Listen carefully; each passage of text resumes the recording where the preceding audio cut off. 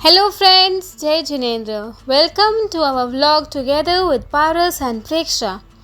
और अभी हम लोग देहरादून के टूर पर है जो कि 2 दिन का है।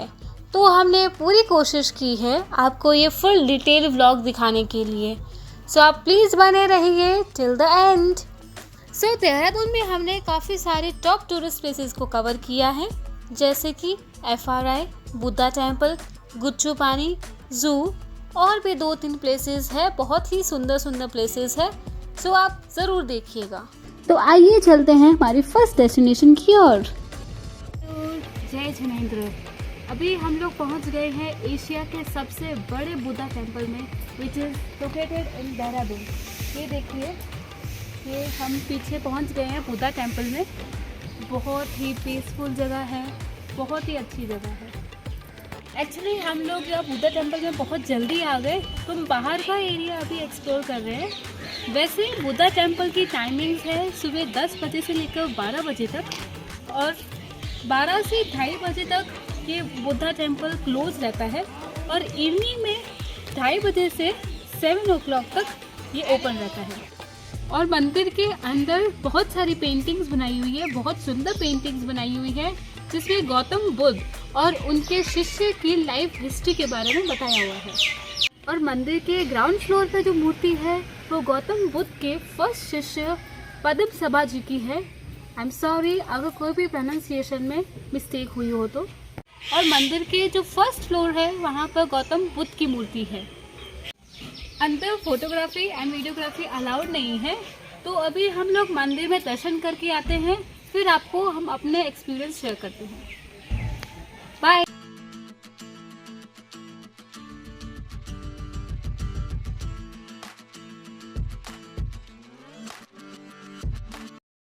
यहाँ पर स्तूपा के बारे में फुल डिस्क्रिप्शन दी हुई है और काफ़ी अच्छी जानकारी भी दी हुई है।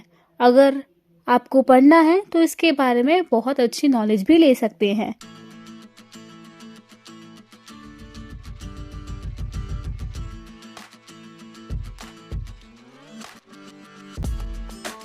बुद्धिस्ट लोग यहाँ पर आते हैं और अपने कल्चर को फॉलो करते हुए अपनी प्रेयर्स करते हैं और कुछ रिचुअल्स भी यहाँ करते हैं।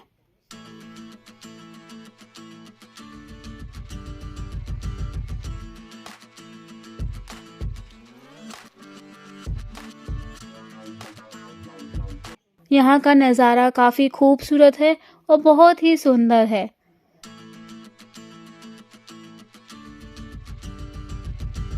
ये पीसफुल जगह है। तो आइए अभी मंदिर के आसपास की जगह और एक्सप्लोर करते हैं।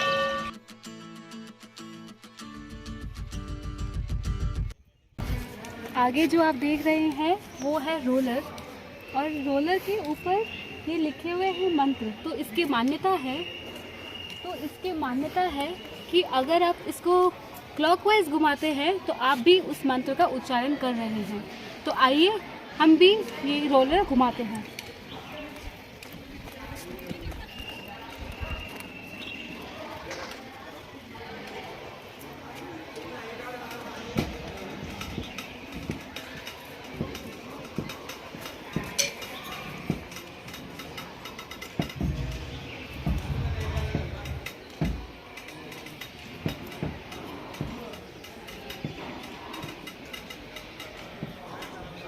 काफ़ी इंडियंस और फॉरेनर्स यहाँ आते हैं इस मोनास्ट्री को देखने के लिए। यहाँ आकर आपको बहुत ही कामनेस और पीसफुल एनवायरनमेंट लगता है। इस जगह को देखकर आप खूब मेस्मराइज्ड हो जाएंगे। हैट्स ऑफ टू आर्टिस्ट इतना सुंदर और बारीकी से मोनास्ट्री को बनाने के लिए। सेकंड बुद्धा टेम्पल है और ये भी बहुत ही सुंदर बना हुआ है। तो आइए मैं आपको दिखाती हूँ इसके अंदर क्या क्या है। में हमारा नेक्स्ट डेस्टिनेशन है FRI, फॉरेस्ट रिसर्च इंस्टीट्यूट। सो यहाँ पर भी काफ़ी शॉप्स और रेस्टोरेंट्स है। सो टूरिस्ट यहाँ पर कुछ परचेज भी कर सकते हैं और लंच भी अपने यहाँ कर सकते हैं। यहाँ पर आपको बहुत ही सुंदर बुद्धा का स्टैचू भी दिखेगा।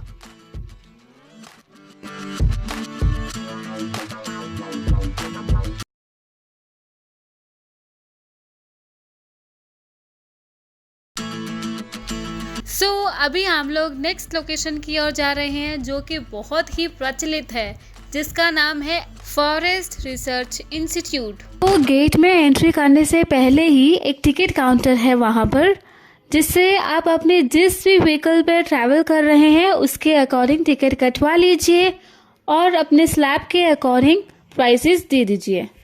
अभी हम पहुंच गए हैं फॉरेस्ट रिसर्च इंस्टीट्यूट। इसे FRI के नाम से भी जाना जाता है। ये टूरिस्ट का बहुत ही अच्छा अट्रैक्शन है इन देहरादून।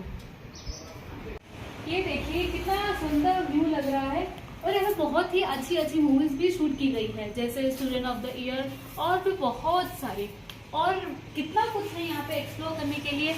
आइए हमारे साथ बने रहिए वीडियो के एंड तक। सो ये आपको ध्यान रखना है कि म्यूजियम की टिकट यहाँ पे अलग से सेपरेट इशू होती है और बेसिकली ये है यहाँ का मेन टिकट काउंटर। यहाँ पे आपको बिल्डिंग की लेआउट, बिल्डिंग की टाइमिंग्स और टिकट चार्जेस सब कुछ मेंशन है। यहाँ पर टोटल 5 म्यूजियम है। सो आइए हम इसको अच्छे से देखते हैं।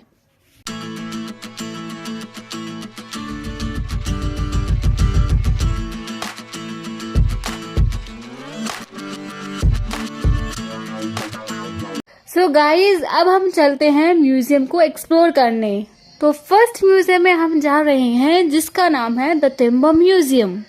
सो गाइज इसका सेंटर ऑफ अट्रैक्शन है द ट्री ट्रंक, जिससे ट्री की एज नापी गई है। यहाँ पर आप देख सकते हैं कितने सुंदर हॉलवेज बनाए गए हैं और ये बहुत ही सिमेट्रिकल लग रहे हैं।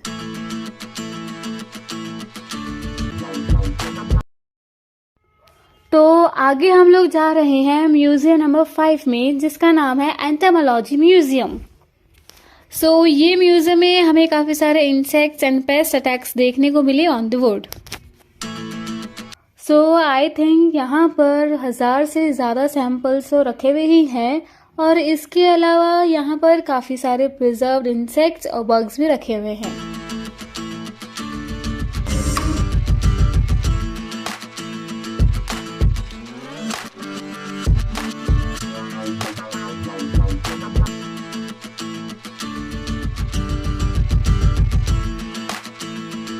सो यहाँ पर एनिमल स्किन तो प्रिजर्व करके लटकाई हुई है और साथ में एनिमल स्कल भी यहाँ पे रखे हुए हैं। सो इसके बाद में हम लोग म्यूजियम नंबर 4 में एंटर कर रहे हैं, जिसका नाम है नॉन टिम्बर फॉरेस्ट म्यूजियम। सो इस म्यूजियम का मेन सेंटर ऑफ अट्रैक्शन है यहाँ पर लाए गए हाथी के दांत, जो 1935 में तमिलनाडु से लाए गए थे। सो इसके अलावा यहाँ पर टाइगर की स्किन भी प्रिजर्व करके रखी गई है और यहाँ पर रखा हुआ है बैम्बू की काफ़ी सारी वैरायटीज और साथ में म्यूजिकल इंस्ट्रूमेंट भी यहाँ है। सो अब हम लोग जा रहे हैं म्यूजियम नंबर 1 और 2 की ओर। सो गाइज अभी हम लोग जा रहे हैं म्यूजियम नंबर 2 को कवर करने के लिए, जिसका नाम है सिल्वी कल्चर म्यूजियम यानी वन संवर्धन संग्रहालय।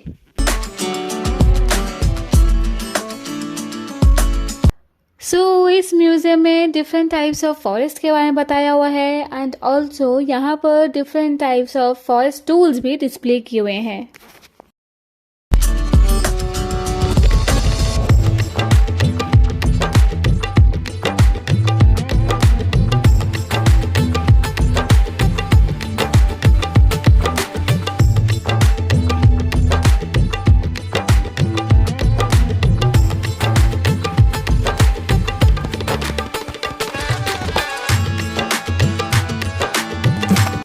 अब हम लोग लास्ट म्यूजियम की ओर आ चुके हैं, which is technology demonstration centre. इस म्यूजियम में पेपर और वुड के रिलेटेड चीज़ों का एग्जिबिट डिस्प्ले पर लगा हुआ था।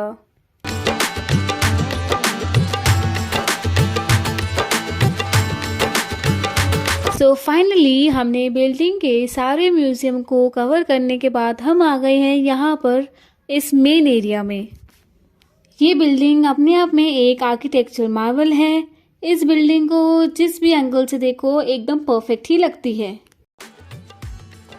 सो FRI बहुत ही नॉलेजेबल प्लेस है। यहाँ पर आपको types of wood, types of forest, pest, insect, इन सब के बारे में काफ़ी अच्छी नॉलेज मिल सकती है। सो अगर आप देहरादून आओ तो FRI ज़रूर विज़िट कीजिएगा। सो अब हमारा नेक्स्ट डेस्टिनेशन है गुच्चू पानी। टिकट की प्राइस है ₹35, बहुत ही नॉमिनल चार्जेस है। इस जगह की वाइब्स ही इतनी अच्छी है because it is a mixture of adventure and natural beauty. जब आप यहाँ पहुँचोगे तो आपको लगेगा कि ये इतनी डिफरेंट जगह है कि और आपने ऐसी जगह कहीं देखी भी नहीं होगी।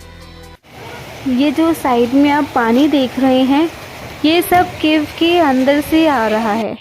सो यहाँ से गुफा की एंट्री शुरू हो रही है और हम पानी भरे गुफा में जाने के लिए रेडी हो गए हैं। पानी बहुत ही ठंडा है, बहुत ही मस्त जगह है, बहुत रिलैक्सिंग जगह है। देखिए पानी एकदम क्रिस्टल एंड क्लियर है, बहुत ही मज़ा आ रहा है। अभी हम अंदर जाएंगे, देखते हैं अंदर कैसा एक्सपीरियंस रहता है। तो बने रहिए हमारे ब्लॉग में।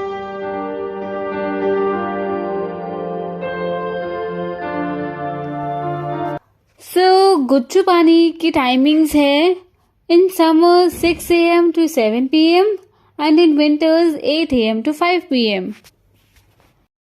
Wow, what a place! ऐसे केव, बस ऐसे केव गुफा की तरह अंदर से जा रहे हैं। यहाँ से पानी गिर रहा है, यहाँ पे ऐसे पानी with crystal clear water. I just love the moment. तो कहीं कहीं पे पानी का लेवल बहुत ज़्यादा रहता है, कमर तक भी ये पानी का लेवल आ जाता है। तो अगर आप अपने साथ में पर्स या फिर फ़ोन लेकर आए हैं तो बाहर शॉप्स में लॉकर की भी काफ़ी व्यवस्था कर रखी है, तो आप वहाँ पर अपना सामान भी रख सकते हैं। सो काफ़ी सारा वॉकिंग करके आप पहुँच गए हैं द एंड पर, जहाँ पर आपको छोटे छोटे सुंदर झरने भी देखने को मिलेंगे, जहाँ से कि पानी नीचे की तरफ फ्लो हो रहा है।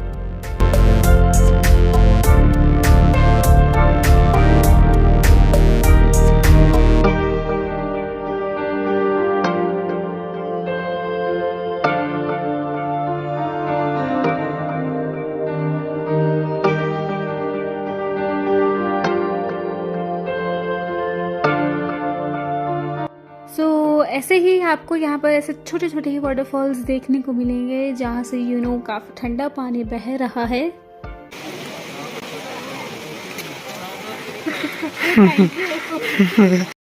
बहुत ही सुंदर एंड एडवेंचरस गुच्चू पानी को देखने के बाद में अब हम लोग रवाना हुए हैं टपकेश्वर महादेव मंदिर के दर्शन करने। ये है टपकेश्वर महादेव मंदिर। ये देहरादून में बहुत ही प्रचलित है। यहाँ पर गुफा में खुद से शिवलिंग उत्पन्न हुई है। तो आइए देखते हैं टपकेश्वर महादेव मंदिर।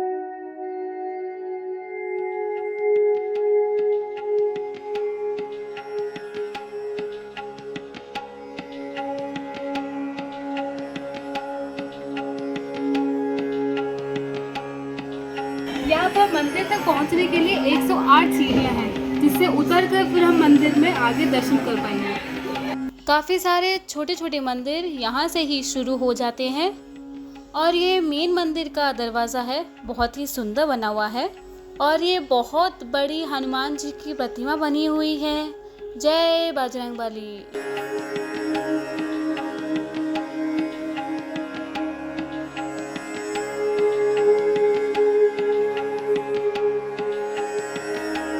और ये जिस तरह से गुफा के अंदर भैरव जी बैठे हुए हैं, बहुत ही सुंदर लग रहे हैं।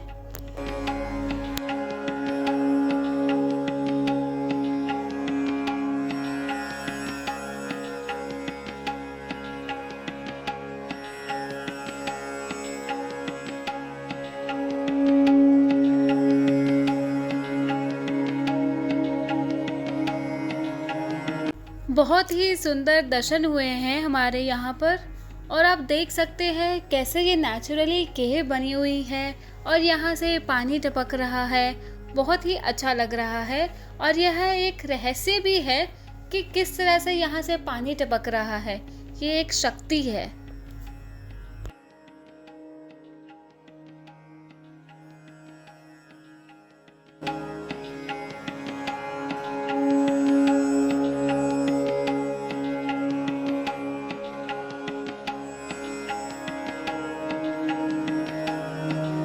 ऐसा कहा जाता है कि गुरु द्रोणाचार्य ने यहाँ पर तपस्या की थी और तब से प्रसन्न होकर महादेव ने उन्हें यहाँ दर्शन दिए थे।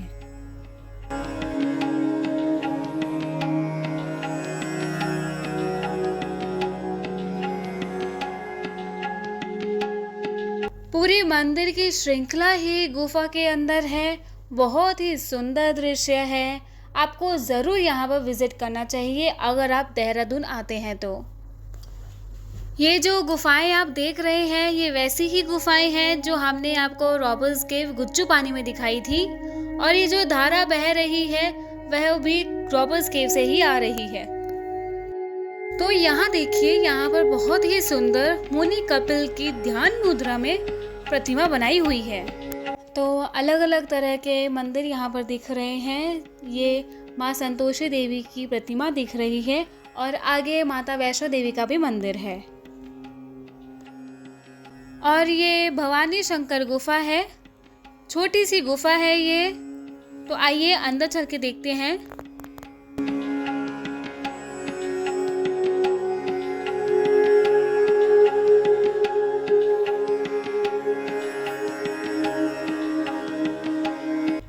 तो यहाँ देखिए विष्णु जी बैठे हुए हैं। नेचुरल केव पिंडी दर्शन। आइए माता वैष्णो के दर्शन कराते हैं। जोर से बोलो जय माता दी, जय माता दी, जय माता दी। सारे बोलो जय माता दी। आवाज नहीं आई, जय माता दी, जय माता दी, जय माता दी। तो देखिए जैसे ये कबूतर बैठे हुए हैं केव के अंदर, ये बिल्कुल नेचुरल है और प्रकृति के नज़ारे हैं।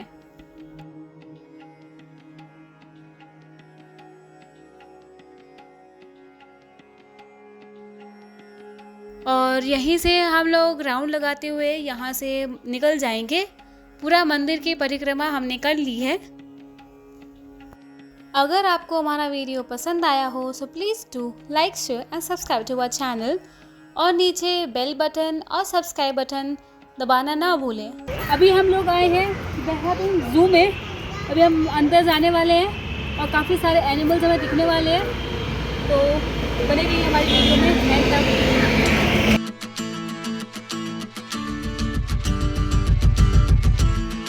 यहाँ पर एक्वेरियम, कैक्टस गार्डन और ज़ू है जिसकी हमने टिकट ली है एंड टिकट इज़ 90 रुपीज़ पर पर्सन। सो ये एवियरी सेक्शन है जहाँ पर लार्ज अमाउंट ऑफ बर्ड्स को रखा जाता है, और यहाँ पर पानी की व्यवस्था भी की हुई है जहाँ से बर्ड्स लोग पानी पी सकते हैं। तो हमने पूरी कोशिश की है इस देहरादून ज़ू को फास्ट पेस में दिखाने की। देहरादून ज़ू बहुत ही छोटा है, बट अगर आप देहरादून आए तो इसको एक्सप्लोर ज़रूर कर सकते हैं। तो ज़ू जैसे हो गया, जूलॉजिकल पार्क हो गया, तो कभी कभी एनिमल्स जो है सारे एनिमल्स नहीं अपने को दिख पाते हैं। कभी वो बिलों में छुप जाते हैं, कभी कभी बड़े बड़े इंक्लूजन्स होते हैं जैसे शेर, चीता, तो वो लोग पीछे कहीं छुप जाते हैं, और कभी वो स्टोन के उसी कलर में कैमोफ्लेज हो जाते हैं तो अपने को नज़र ही नहीं आते हैं। तो जितना हम देख पाए उतना हमने भी पूरी कोशिश की है आप लोगों को भी दिखा पाए। तो यहाँ पर लेपर्ड वगैरह भी हो सकते हैं, पर हमने लेपर्ड देखा या नहीं देखा उसे जानने के लिए आपको वीडियो को एंड तक बने रहना पड़ेगा। सो ये है बर्ड्स का सेक्शन। इसको हार्डली 1 घंटा लगता है, और अगर आप इसको ऊपर ऊपर से देखें बिना कोई स्पेशल जाने तो ये आधे घंटे में भी कंप्लीट हो जाता है। तो ज़ू देखते हुए हमें याद आया कि सबसे बड़ी बर्ड कौन सी? ऑस्ट्रिच। सबसे बड़ा अंडा किसका? ऑस्ट्रिच का है। सबसे छोटी बर्ड कौन सी? The hummingbird. The most beautiful bird कौन सी? पिकॉक। तो ये ज़ू देखते देखते हमें हमारा पढ़ा हुआ जनरल नॉलेज भी याद रखेगा और बहुत ही मज़ा आया।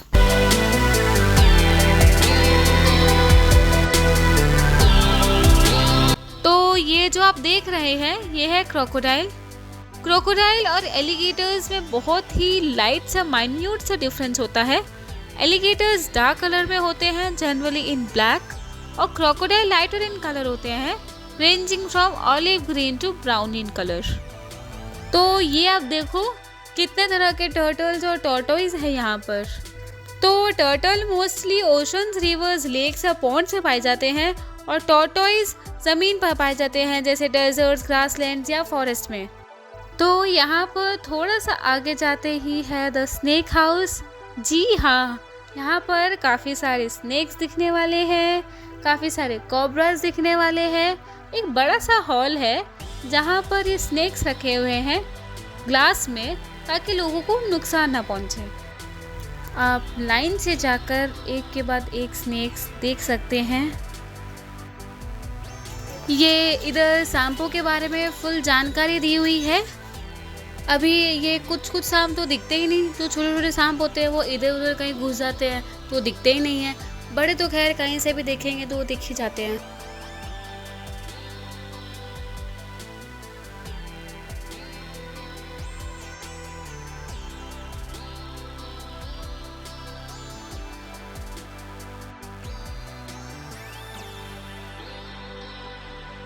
तो ये देखिए, ये है कॉमन क्रेट, देख रहे हैं? अरे ये देखिए देखिए देखिए, ये बॉक्स में दिख रहा है, हमने आपको जूम इन करके दिखाया है। हम आपको इन्फॉर्मेशन के लिए बता दें कि यहाँ पर वर्ल्ड के 4 बड़े सांप हैं और जिनको सांप देखने की इंटरेस्ट रहती है वो ये अपॉर्चुनिटी को बिल्कुल भी मिस ना करें।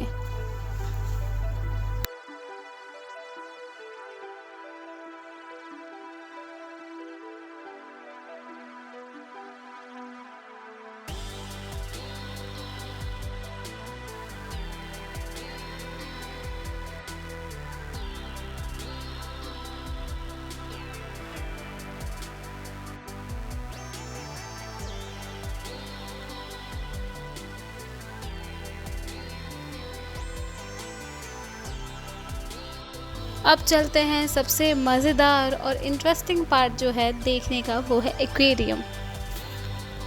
यहाँ पर बच्चों को बहुत मज़ा आता है, बच्चों के साथ साथ बड़े भी यहाँ पे फुल एंजॉय करते हैं। जैसे ही हम लोग एंटर हुए वैसे ही सभी लोग अपने कैमरास लेकर मोमेंट्स को कैप्चर कर रहे थे। तो हम लोग भी अपनी शूटिंग कर रहे थे आप लोगों को मस्त एक्वेरियम का खूबसूरत नज़ारा दिखाने के लिए। तो आप देख सकते हैं एक्वेरियम को देखते हुए कितना मज़ा आ रहा है। यहाँ पर सबसे छोटी, बहुत ही बड़ी, उससे छोटी और उससे थोड़ी बड़ी सब तरह की मछलियाँ देखने को मिल जाएगी। मेरे को तो ये वाला पार्ट देखना बहुत ही ज़बरदस्त लगता है। तो आप लोग जब भी आए बच्चों को ये वाला पार्ट दिखाना ना भूलें।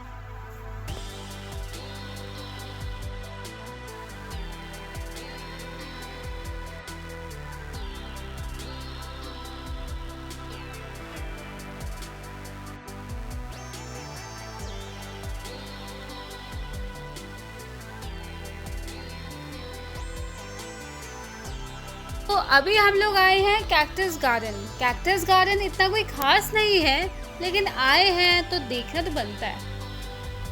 तो कैक्टस गार्डन में आपको हर तरह के कैक्टस नज़र आ जाएंगे, बड़े छोटे, और इधर कैक्टस के अलावा आपको कुछ नहीं नज़र आने वाला है।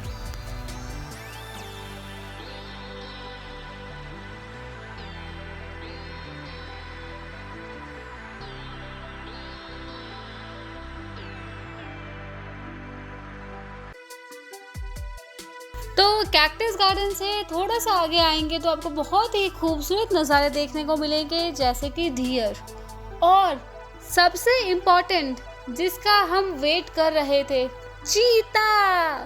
हम वही देखना चाहते थे बेसब्री से, और वो देखकर हमारा मिशन अकम्प्लिश्ड हो गया। यस, इसकी कैट वॉक देखकर हमारे एक्साइटमेंट का कोई ठिकाना ही नहीं रहा। उत्तराखंड आकर हमें कोई वाइल्ड एनिमल देखना था, जो विश हमारे देहरादून जू में पूरी हुई।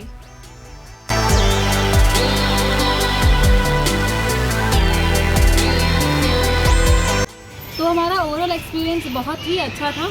पैसा वसूल था हमारा, क्योंकि हम लोग सोच रहे थे कि काश हमें लेपर्ड मिल जाए और कैट वॉक करते हुए मिल जाए, तो हमें वो सब मिल गया, तो हमें बहुत ही अच्छा लगा। Thank you. अगर आपको हमारा वीडियो पसंद आया हो so please do like, share and subscribe to our channel. Thank you.